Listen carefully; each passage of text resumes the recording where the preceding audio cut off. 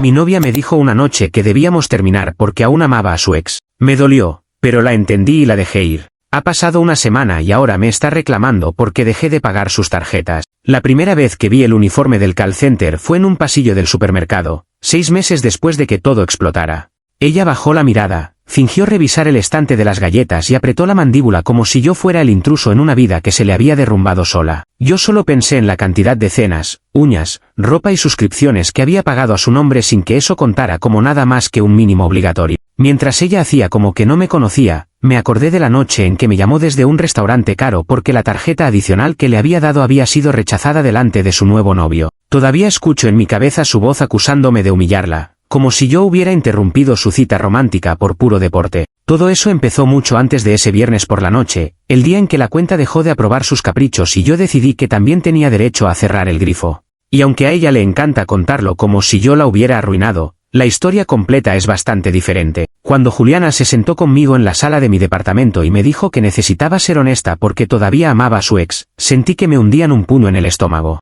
No levantó la voz ni hizo drama, usó ese tono tranquilo que suena a discurso ensayado, lleno de frases sobre vivir su verdad y no querer engañarme. Llevábamos casi 2 años juntos, conocía a mi familia, tenía ropa en mi closet, cepillo de dientes en mi baño y, sobre todo, tenía una tarjeta adicional ligada a mi cuenta. Yo me quedé muy quieto, escuchando cada palabra y tratando de ordenar lo obvio. Si su corazón estaba en otra parte, mi casa y mi dinero no tenían por qué seguir sosteniendo esa transición cómoda. No grité ni la supliqué, no me tiré al suelo a llorar. Le dije que si lo que sentía por Bruno era tan fuerte como repetía, entonces lo coherente era que empezara a construir su vida con él en todos los sentidos, no solo en los románticos. Ella me miró como si no esperara esa respuesta, como si contara con una escena para sentirse todavía más justificada. La realidad es que desde hacía meses vivía medio tiempo en mi departamento. Empezó con una mochila para quedarse los fines de semana, luego dejó ropa para no cargar tanto, después algunos productos en el baño, hasta que una parte de mi casa empezó a parecer suya sin que nunca habláramos de mudarnos formalmente. Lo mismo pasó con el dinero. Al principio yo invitaba las cenas más caras, después empecé a cubrir las compras de supermercado cuando se quedaba más días,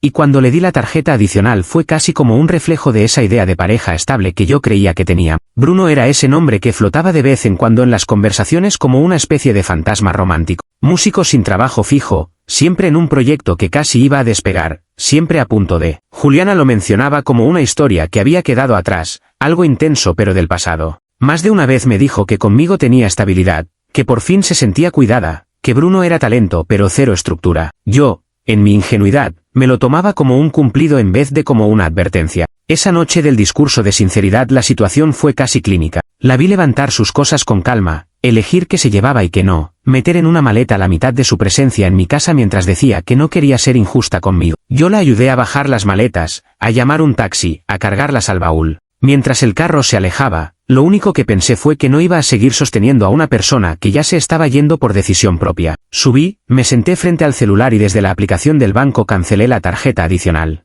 No lo hice como venganza, sino como una simple consecuencia lógica. Los días siguientes fueron raros. Estaba dolido, pero también había una especie de silencio limpio en la casa. No había risas, ni su perfume, ni sus cosas regadas por todas partes, pero tampoco había notificaciones de cargos inesperados en la cuenta. Por primera vez en mucho tiempo me puse a mirar con detalle mis estados de cuenta, más por distracción que por otra cosa. Vi que la tarjeta principal estaba al día, que mis pagos fijos tenían sentido, y decidí dejar el análisis profundo para después. Lo único que sí tenía claro era que la adicional seguía cancelada y que no pensaba reactivarla. Una semana después, un viernes cerca de las 11 de la noche, el celular empezó a vibrar sin parar. Eran llamadas de Juliana, una tras otra, como si algo se estuviera incendiando. No respondí al principio. No teníamos nada que hablar, al menos eso creía. Cuando dejó de llamar, llegaron los mensajes, fotos de una mesa en un restaurante caro, copas de vino, una sombra que claramente era Bruno sentado frente a ella. Después llegaron los audios, cada vez más largos. La escuché decir que la tarjeta no pasaba, que el mesero la estaba mirando con cara de lástima, que la estaban dejando en ridículo. Repetía que yo sabía que ella contaba con ese presupuesto, que era lo mínimo que podía hacer por respeto a lo que habíamos tenido. Decía que era una noche importante en su nueva vida, que no podía quedar como una aprovechada frente a Bruno. Yo escuchaba todo eso pensando en lo absurdo del escenario. Mi ex, que me había dejado para volver con un hombre sin trabajo fijo, pretendía que yo pagara su cena de celebración con él. Cuando por fin contesté, su tono estaba a medio camino entre el llanto y la rabia. Me reprochó que hubiera cancelado la tarjeta sin avisar,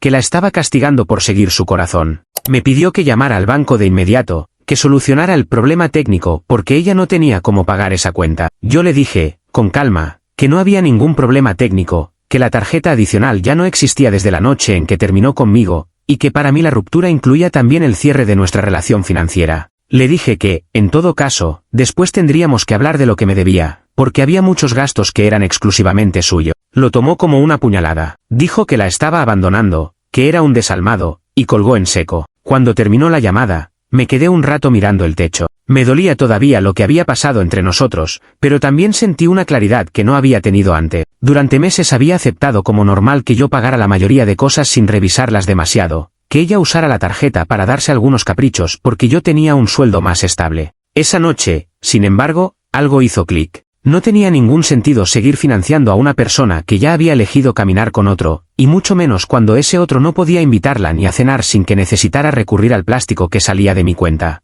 Al día siguiente me levanté temprano y abrí el estado de cuenta completo de los últimos 3 meses. Empecé a revisar cada movimiento con una mezcla de curiosidad y enfado. Había cargos de tiendas de ropa donde yo nunca había puesto un pie, salones de uñas a los que ella iba con sus amigas, suscripciones de aplicaciones que yo ni uso, pedidos de comida cuando yo ni siquiera estaba en la ciudad. También estaban las cenas que sí compartimos, el supermercado, algunos regalos que yo mismo había ofrecido. Fui marcando mentalmente lo que consideraba gasto compartido y lo que claramente correspondía a su consumo personal. Mientras avanzaba, me di cuenta de algo incómodo, llevaba tiempo comportándome más como un patrocinador que como una pareja. No lo había visto con esa claridad hasta que puse los números en fila. No se trataba de un detalle, era una tendencia. Y aunque me dio vergüenza reconocerlo, también me dio algo de tranquilidad saber que aún estaba a tiempo de poner un límite. Si seguía mirando hacia otro lado, terminaría pagando la fiesta completa mientras ella experimentaba sus verdades emocionales con quien quisiera. Abrí una hoja de cálculo y armé un cuadro detallado. En una columna puse la fecha, en otra el comercio, en otra el concepto. Señalé los gastos compartidos, resté los regalos que yo sí había prometido y dejé en un color distinto todo lo que correspondía a consumos suyos que nada tenían que ver conmigo. La cantidad final no era absurda pero tampoco era poca, y sobre todo no tenía ningún motivo para asumirla en silencio. Convertí el archivo en un PDF y lo acompañé con un mensaje corto donde le explicaba que esa era la suma que consideraba que debía devolverme, que tenía 30 días para hacerlo y que, si no había acuerdo, podríamos resolverlo en pequeñas causas sin necesidad de peleas adicionales. Al enviarle el archivo, sentí una mezcla rara de nervios y calma. Por primera vez en toda la relación estaba dejando claro en números lo que siempre había sido una sensación difusa de desequilibrio. No le estaba pidiendo nada que no pudiera demostrar, no estaba reclamándole regalos ni detalles sentimentales, solo consumos personales cargados alegremente a una tarjeta que no salía de su sueldo. Pensé que quizás se enfadaría, pero que al final entendería que era lo justo. Durante unas horas no hubo respuesta. Vi las confirmaciones de lectura, los puntos de escritura que aparecían y desaparecían, y ese silencio pesado que se instala cuando alguien está decidiendo qué papel va a jugar, el de adulta responsable que reconoce una deuda o el de víctima que convierte cualquier límite en una agresión. Esa fue la última calma relativa que tuve antes de que todo se trasladara a un escenario mucho más público. Actualización 1. Pasaron un par de días después de que le mandé el PDF y el mensaje con el plazo de 30 días. No tenía respuesta directa de Juliana, más allá de un visto y el típico silencio que se estira como cuerda. Pensé que estaba procesando, que quizá hablaríamos en algún momento con la cabeza más fría. Lo que no imaginé fue que su forma de procesar sería armar un pequeño teatro digital donde yo quedaba como el villano anónimo de su vida. Una tarde, mientras estaba en el trabajo, una amiga me escribió diciendo que revisara las historias de Juliana. Abrí el teléfono y empecé a ver fotos nuestras de meses atrás, recortes donde aparecía mi mano, mi espalda, mi departamento reconocible, todo acompañado de textos dramáticos hablando de cómo te dan todo y luego te dejan en la calle como si fueras basura. O de cómo hay hombres que usan el dinero para controlarte y después te lo quitan para que agradezcas haber respirado a su lado. No decía mi nombre, pero mencionaba detalles suficientes como para que cualquiera que nos conociera supiera de quién hablaba. En los comentarios se veían amigas consolándola, diciéndole que era una guerrera, que no merecía ese trato, que nadie debería dejarla sin tarjeta de un día para otro. Ella respondía que yo le había quitado la tarjeta con la que pagaba su comida, que ahora estaba luchando sola y que, después de todo su apoyo emocional, yo la había desechado como si fuera un gasto más. Usaba palabras muy cuidadas para que sonara a abuso económico sin decir abiertamente que estaba usando una tarjeta ajena para financiarse una vida que ya no incluía a la persona que la pagaba. Yo no respondía nada en público, no comenté, no publiqué mi versión, no subí capturas indignadas. Lo único que hice fue guardar cada historia con fecha y hora, descargar los vídeos y pedir a un par de amigos que también hicieran capturas de pantalla desde sus cuentas. Les expliqué que no era por chisme, sino porque intuía que aquello iba a terminar en algo más serio que un berrinche en redes. Ellos aceptaron, algunos con cara de sorpresa al ver el nivel de victimismo que estaba desplegando. Ver todo eso me dio una mezcla rara de vergüenza y alivio. Vergüenza porque exponía un lado de la relación que yo había dejado crecer sin control, ese desequilibrio en el que ella se acostumbró a ver mi dinero como una extensión natural de sus necesidades. Alivio porque, al hacerlo público, estaba dejando un rastro que no podía borrar tan fácilmente si decidía cambiar la historia más adelante. Era duro ver a gente que alguna vez nos vio juntos tomar partido por la versión más ruidosa, pero también era la confirmación de que había hecho bien en cortar por lo sano. En lugar de entrar en su juego de publicaciones cruzadas, me repetí que mi pelea no era por reputación en redes, sino por hechos concretos. Tenía los estados de cuenta, tenía el detalle de los gastos, tenía ahora sus propias palabras presentándose como alguien a quien le correspondía moralmente seguir usando el dinero de otro incluso después de haber terminado la relación. Esa combinación no era bonita, pero era clara. A partir de esas historias, empecé a tomarme todo con más seriedad. Lo que al principio pensé que sería un simple ajuste económico entre dos adultos se estaba convirtiendo en un relato donde yo aparecía como un monstruo controlador y ella como una mujer abandonada sin recursos. Entendí que si no ponía las cosas en un marco más formal, su versión iba a seguir creciendo sin freno, alimentada por likes y mensajes de apoyo. Y si algo me quedó claro viendo esas historias es que Juliana no pensaba hacerse responsable de nada si podía recortar la realidad hasta que encajara con su papel de mártir. Cuando terminé de guardar las últimas capturas, tuve la sensación de estar armando un archivo paralelo de todo lo que estaba pasando, no solo en mi cuenta bancaria sino en la forma en que ella narraba los hechos. Todavía no sabía exactamente cómo lo iba a usar, pero intuía que esa documentación iba a ser importante cuando llegara el momento de dejar de negociar por chat y empezar a hablar en otros lugares donde los aplausos de sus seguidoras no significaran nada. Actualización 2. Después de ver el espectáculo en redes y de guardar todo como evidencia, volví al motivo inicial de todo esto, el dinero que me debía. No quería que el ruido emocional tapara el tema práctico. Le escribí un mensaje corto, casi administrativo, recordándole el PDF, la cantidad exacta y el plazo de 30 días que le había dado. No usé reproches ni insultos, solo le dije que necesitaba una respuesta clara sobre cómo pensaba saldar la deuda. Tardó unas horas en contestar y, cuando lo hizo, fue con un texto largo donde se colocaba en el centro de un sacrificio que solo ella parecía ver. En su mensaje decía que el dinero que había gastado con mi tarjeta no era deuda, que era una forma de compensar todos los años de apoyo emocional que me había dado. Hablaba de noches en que me había escuchado, de veces en que me había acompañado, de detalles que ella consideraba imposibles de medir. Decía que, si poníamos todo eso en una balanza, lo que había usado de la tarjeta ni siquiera se acercaba a su aporte en la relación. Lo que más me llamó la atención fue una frase en particular, cuando afirmó que esa tarjeta era una extensión de su salario emocional, que su trabajo como novia nunca había sido reconocido y que por eso no pensaba devolver ni un centavo. Leer eso me dio una especie de cansancio mental. No porque negara que hubiera estado conmigo en momentos difíciles, sino porque estaba mezclando afecto y dinero como si fueran la misma cosa. Yo también la había acompañado, también había estado ahí cuando se venía abajo por problemas familiares o laborales, pero nunca se me ocurrió traducir esos momentos en una factura. Ella, en cambio, estaba usándolo como escudo para justificar el uso de una tarjeta que no salía de su cuenta, ni siquiera en momentos donde ya no éramos pareja. En ese punto entendí que intentar llegar a un acuerdo por las buenas era perder el tiempo. No tenía ganas de seguir discutiendo por chat algo que, para mí, estaba muy claro. Así que pedí cita en pequeñas causas. Llevé el estado de cuenta, el cuadro detallado que había preparado, los mensajes donde ella reconocía que la tarjeta era mía y que la había usado para sus gastos personales incluso después de cortar conmigo. También imprimí las capturas de sus historias y sus textos donde se presentaba como alguien que había sido dejada en la calle, cuando en realidad lo único que hizo fue perder el acceso a un dinero que nunca le perteneció. El funcionario que me atendió revisó los papeles con calma. Me hizo algunas preguntas, me pidió que le explicara el contexto, cuánto tiempo habíamos estado juntos, desde cuándo tenía ella la tarjeta adicional. Se detuvo en los mensajes donde ella admitía que estaba usando esa tarjeta para invitar cenas y darse gustos que no podía cubrir sola. También leyó las publicaciones en redes, tomó nota de la forma en que hablaba del dinero ajeno como si fuera un derecho adquirido por haber tenido una relación. Cuando terminó, me miró y me dijo que, para lo que suele ver, mi caso estaba bastante documentado. En la conversación, mencioné el detalle de que Juliana trabajaba en una entidad financiera. No lo dije como amenaza, sino como preocupación genuina. Le expliqué que me inquietaba que alguien que maneja productos bancarios y asesora a clientes hablara tan abiertamente de usar recursos de otros para sostener su vida privada, y que encima se victimizara cuando le cortan ese acceso. El funcionario tomó nota de eso también y lo agregó a la descripción de los hechos. Me comentó que ese tipo de cosas suelen tener un peso adicional cuando la otra parte trabaja en el sector, porque se espera cierto estándar de conducta. Salí de allí con la sensación de haber cruzado una línea que no tenía vuelta atrás. Ya no era solo una discusión entre exparejas, se había convertido en un caso formal con papeles, sellos y fechas. No me hacía ilusión tener que llegar hasta ese punto, pero tampoco pensaba resignarme a que me pintaran como un monstruo mientras ella se quedaba con la comodidad y la narrativa de víctima. A partir de ese momento, decidí que todo lo que hiciera lo iba a hacer por los canales correspondientes, sin entrar al ruido del teatro que seguía montando en sus redes. Mientras tanto, el plazo de los 30 días siguió corriendo y ella no dio ninguna señal de querer llegar a un acuerdo, ningún mensaje para proponer pagos parciales, ninguna muestra de buena voluntad.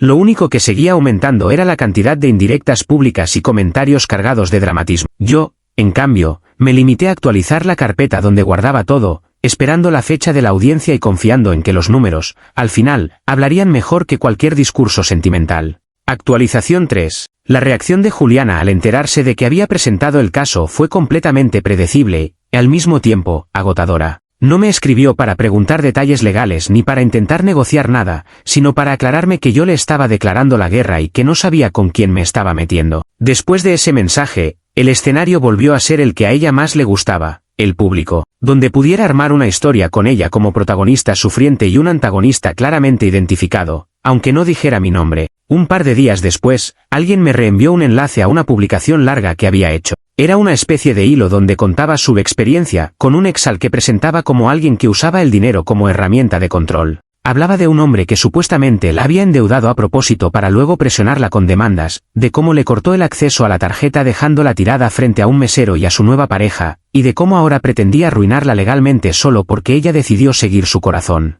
No mencionaba mi nombre, pero hacía referencia al lugar donde trabajo, a ciertos detalles de mi rutina, sobre todo, lanzaba indirectas hacia la institución donde ella misma trabajaba, insinuando que el sistema entero estaba del lado de hombres que hacen ese tipo de cosas. Al principio, muchos comentarios fueron en la misma línea de siempre, mensajes de apoyo, promesas de que todo iba a mejorar, frases de manual sobre amor propio y empoderamiento. Pero esta vez empezaron a aparecer preguntas incómodas. Gente que no la conocía le preguntaba por qué seguía usando la tarjeta de alguien con quien ya no estaba. ¿Por qué había puesto una cena con otra persona en una cuenta que no era suya? ¿Por qué hablaba de deudas creadas a propósito cuando todo lo que describía sonaba a decisiones propias? Ella intentó esquivar esas preguntas con respuestas vagas, pero el tono del hilo ya no era tan uniformemente solidario como antes. Una amiga mía que trabaja en otra institución financiera leyó la publicación y me escribió directamente. Me dijo que esa forma de exponer un conflicto privado, mezclando nombres de empresas y quejas sobre cómo las instituciones normalizan el control económico de los hombres, no iba a pasar desapercibida. Me comentó que en cualquier empresa del sector existen áreas de riesgos y cumplimiento dedicadas a revisar conductas que puedan poner en duda la integridad de sus empleados, tanto dentro como fuera de la oficina.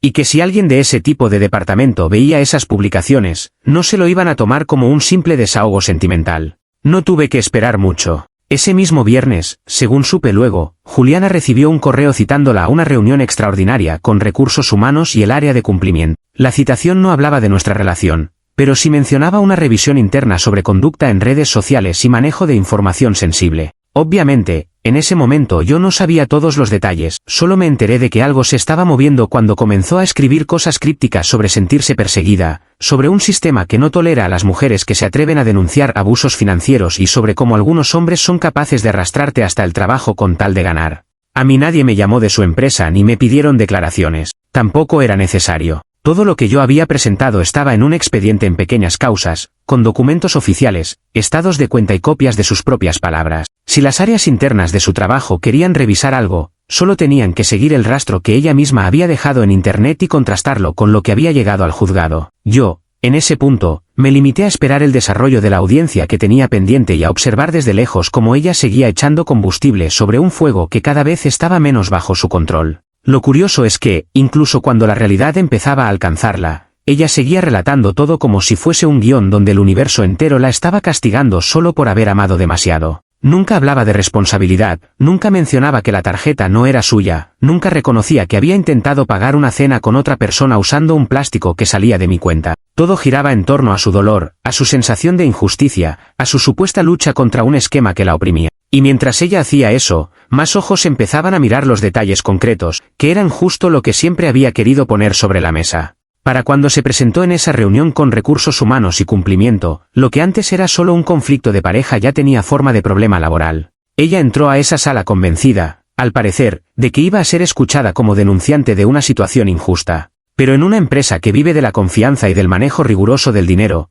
poner en redes que ves normal usar recursos ajenos como si fueran un beneficio vitalicio no es precisamente el mejor argumento a tu favor. Actualización 4. Semanas después de esa citación interna, un excompañero suyo con el que yo tenía trato cordial me contó cómo había sido, más o menos, aquella reunión. No lo buscó para chismear, sino porque el ambiente en la oficina se había cargado de comentarios y rumores, y prácticamente todos sabían que el tema tenía que ver con su vida personal mezclada con su manejo del dinero. Lo que me describió fue menos un diálogo y más una especie de intervención formal. Me dijo que la hicieron sentarse en una sala y le presentaron un resumen del expediente que ya tenía el juzgado. Le pidieron que leyera en voz alta partes de los estados de cuenta, donde se veía claramente el uso de una tarjeta que no era suya para gastos personales. También le mostraron copias de sus publicaciones en redes, esas en las que hablaba de merecer el acceso al dinero de su ex por todo lo que había aportado emocionalmente, y donde presentaba la cancelación de la tarjeta como una especie de violencia económica. La diferencia era que allí no tenía un público dispuesto a aplaudirle todo,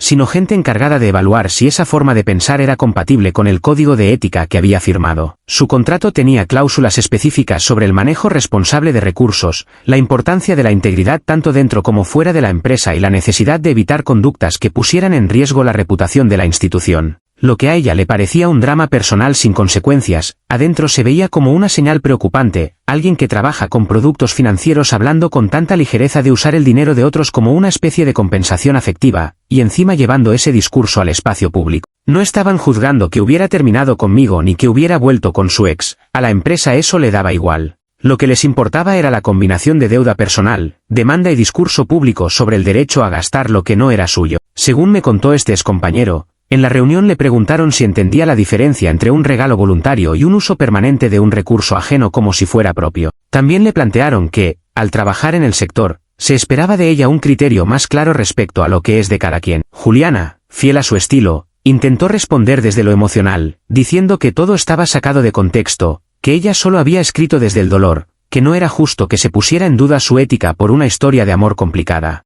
Pero allí las palabras bonitas pesaban menos que los números y las capturas de pantalla. Al final, la conclusión fue que se había convertido en un riesgo ético para la institución, no solo por la demanda en sí, sino por la forma en que había llevado el conflicto a redes y por la narrativa que había construido alrededor del dinero que no le pertenecía. Unos días después, subió una historia llorando, diciendo que estaba siendo castigada por amar demasiado y que el sistema siempre se ponía del lado de los hombres. No mencionó, por supuesto, que la anotación de riesgo e insolvencia personal iba a acompañarla mucho tiempo en el circuito de recursos humanos del sector. Para ella, todo seguía siendo una telenovela donde el mundo conspiraba en su contra. Bruno, por su parte, no aguantó mucho tiempo cuando empezaron las dificultades reales. Mientras había cenas, salidas y una vida relativamente cómoda, se mostraba como el artista intenso que le daba sentido a todo. Pero cuando se quedó sin tarjeta, sin el sueldo fijo de ella y con el peso de un futuro bastante incierto, su discurso cambió. Según me contaron, al principio le dijo que la apoyaría, que iban a salir adelante, que la música siempre encuentra un camino.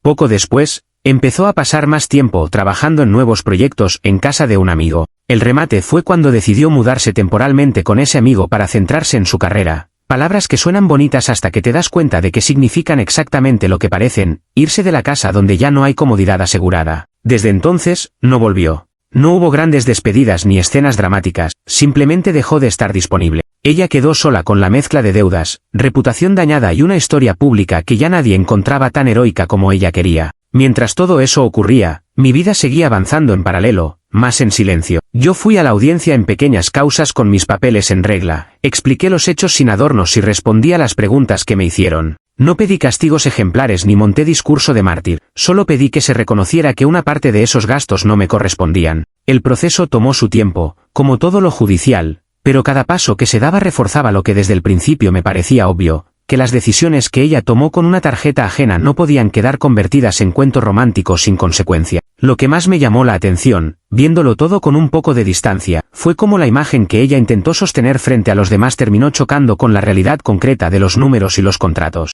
En su relato, era una mujer incomprendida a la que habían dejado sin nada después de darle todo. En los documentos, era una persona que había usado el dinero de otro incluso después de terminar con él, y que se había negado a reconocerlo cuando se le puso por escrito. Esa diferencia entre lo que se cuenta y lo que se puede probar fue lo que marcó el rumbo de todo lo que vino después. Actualización 5. Con el paso de los meses, el ruido se fue apagando. Las publicaciones dramáticas perdieron intensidad, los comentarios se hicieron más escasos y la historia que en su momento parecía el centro del universo pasó a ser solo un episodio más en la vida de los que lo vieron desde fuera. Para los que estuvimos adentro, las consecuencias se quedaron un poco más tiempo. En mi caso, fue sobre todo una lección cara. En el de ella, algo bastante más pesado. La escena del supermercado fue la primera vez que la vi después de todo. Estaba en la fila de las cajas, con el carrito medio lleno, usando el uniforme de un call center. No era la ejecutiva segura de sí misma que entraba y salía de reuniones con tacones, era alguien que claramente estaba remando desde otro lugar.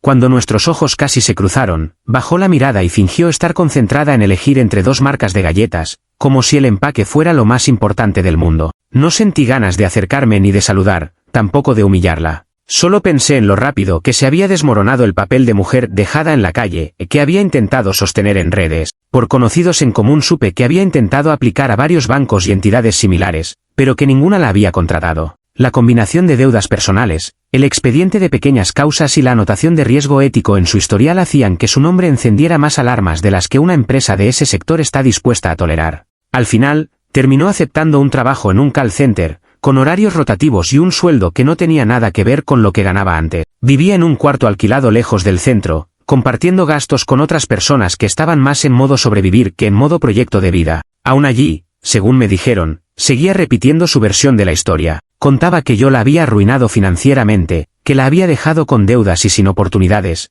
que todo había sido una venganza porque no soporté que volviera con el amor de su vida. Nunca mencionaba que fue ella quien decidió irse, ni que intentó pagar una cena con otro hombre usando una tarjeta que no era suya, ni que se negó a devolver un centavo cuando se le presentó la cuenta. Era increíble ver cómo, para ciertos oídos nuevos, esa historia seguía funcionando, al menos hasta que empezaban a aparecer las inconsistencias. Yo, por mi parte, me dediqué a ordenar mi propia casa, literal y figuradamente. Terminé de pagar algunas deudas que venían de antes, cerré la cuenta en la que ella había tenido la tarjeta adicional y abrí otra solo a mi nombre, con un límite ajustado a lo que realmente necesitaba y no a lo que alguien más pudiera antojarse. También me hice el hábito de revisar mis estados de cuenta cada mes con calma, no desde la paranoia, sino desde la simple responsabilidad que debía haber tenido desde el principio. No volví a entregar una tarjeta adicional a nadie, y si algún día lo hago será con reglas muy claras desde el inicio. Lo más importante fue la forma en que aprendí a separar el cariño del dinero. No porque piense que todo tenga que ser milimétricamente dividido en una relación, sino porque ahora entiendo que el hecho de querer a alguien no obliga a financiarle la vida sin límites ni pregunta.